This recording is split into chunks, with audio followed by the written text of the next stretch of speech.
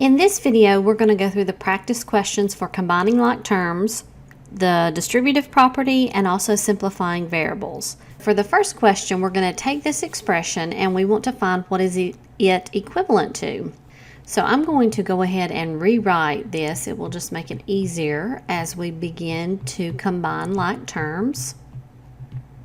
And if you will remember, when we're combining like terms, when we're adding, subtracting between terms, we can only combine any terms that are the same variable and the same exponent power. The power of the exponent has to be the same.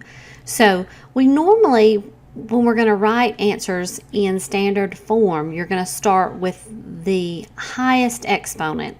In our case, the highest exponent we have in this expression is a 2 on the variable n. So I'm going to look through here and find all the n squares. And so I have, this is an understood 1 n squared minus 77n squared. And that becomes minus 76n squared. We take the 1 minus 77. Next we'll go down to n to the first, and that's here we have negative 48n plus 60n.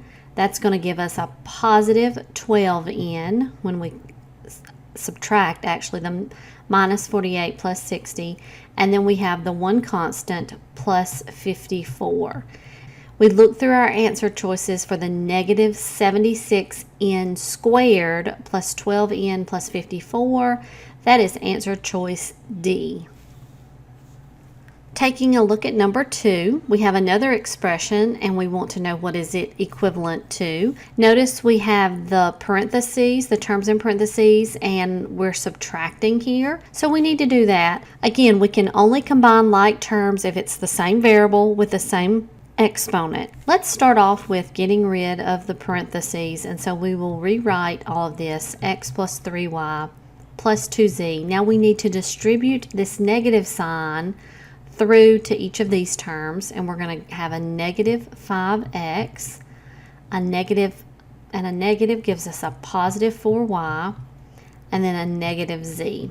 Now we can combine like terms. We usually, the standard form, do it alphabetically, so we'll start with our x's. We have a 1x minus 5x gives us a negative 4x. Now one thing to do as I'm working this problem, I always want to be glancing at my answer choices. And I can see already with this negative 4x, we're going to eliminate choices F and G.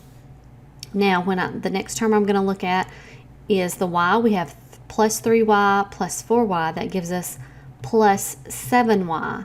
And as we're looking at our three options that are available, the only one that has the plus 7y is going to be answer choice K.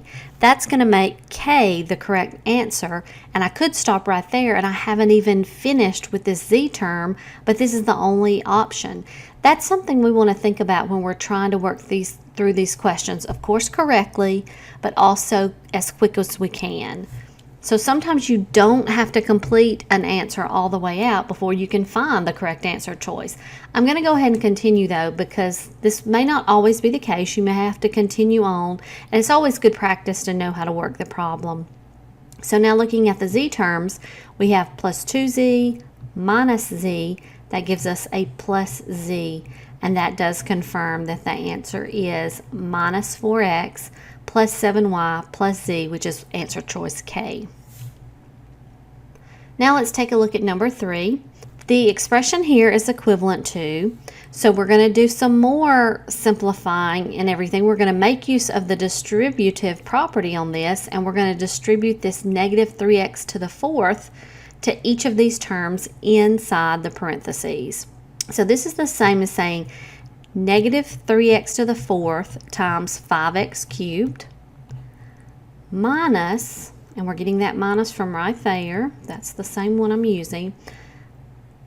And in parentheses, I'm going to go ahead and put the negative 3x to the 4th times 2x to the 6th.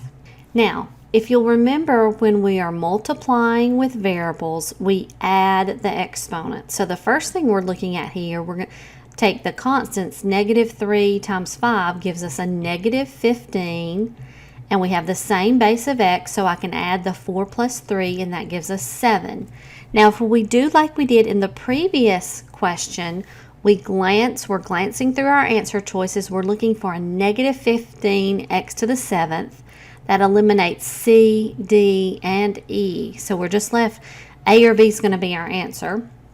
Now, when we do the minus here times this minus, that gives us a plus, and which, if we're glancing at our answer choices, we can already see that A choice is going to give us the plus. A is going to be the correct answer. But let's continue working it out. 3 times 2 gives us the 6. We have the same base of x, so we can add the exponents. 4 plus 6 is 10, which is the 6x to the 10th power. So that is answer choice A. Next, taking a look at number 4. For non-zero values of x and y, and that's important because here we have, this is a rational function, it is a fraction, and we can't have 0 in the denominator, so it's saying basically that x and y are not 0. Which of the following expressions is equivalent to this expression? So we're doing some simplification here, and it looks like the overall operation that we're doing is division. So let's take care of the division of the constants first. And we have a negative 24 divided by 6. That gives us negative 4. If we want to glance at the answer choices, we can eliminate some already. J and K are gone. Now, when we divide by variables with the same base, we subtract their exponents. So when we take a look at the x first, we really have x to the 4 minus 1. That's an understood 1. And then for the y, we have a 5 minus 2. And we can rewrite that as negative 4 x to the 3rd, y to the 3rd. And that is answer choice F. Our fifth question says for all x in the domain of the function, x plus 2 divided by x to the 3rd minus 4x, this function is equivalent to what? So we are again trying to simplify this expression. So we have an overall division of x plus 2 over x cubed minus 4x. And the first thing that I notice is when I look at this denominator, I can simplify that some. I can pull out an x, and I have x squared minus 4. I can simplify this even further. I still have the x plus 2 in the numerator, and now we have x. We can simplify x squared minus 4 into x plus 2, x minus 2. And the reason I want to do that is because I can cancel this out now. Those are the same terms, and we're left with 1 in the numerator, x times x minus 2.